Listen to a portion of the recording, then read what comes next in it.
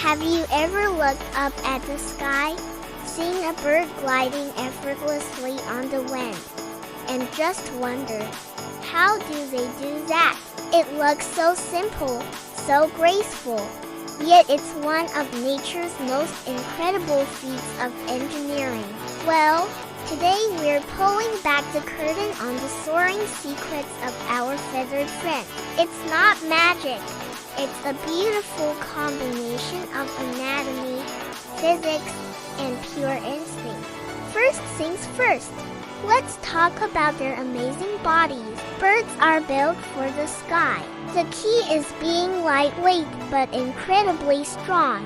Their bones are a marvel. Many of them are hollow, with internal struts like the trusses of a bridge. This makes their skeletons astonishingly light without sacrificing strength. An eagle's skeleton, for example, can weigh less than its feathers.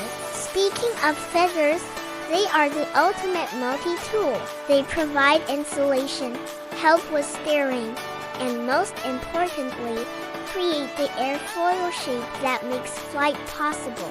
They are lightweight, flexible, and surprisingly strong. Now, let's get into the physics of it all. The secret to flight lies in a principle discovered by a guy named Daniel Bernoulli. It's called Bernoulli's principle, and it's all about air pressure. A bird's wing, much like an airplane's wing, is curved on top and flatter on the bottom. This shape is called an airfoil. As the bird moves forward, the air has to travel a longer distance over the curved top surface than it does along the flat bottom. To cover that longer distance in the same amount of time, the air on top has to move faster. And here's the cool part. Faster moving air has lower pressure. So, you get low pressure above the wing and higher pressure below the wing. This pressure difference creates an upward force. What do we call this force? Lift.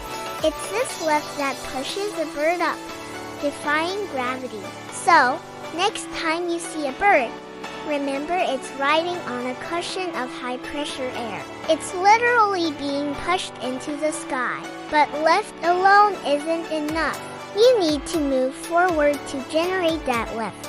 That's where thrust comes in. For birds, thrust is generated by the powerful flapping of their wings. It's not just a simple up and down motion. Think of it more like a complex figure eight or a rowing motion. On the downstroke, the wings push down and backward, propelling the bird forward.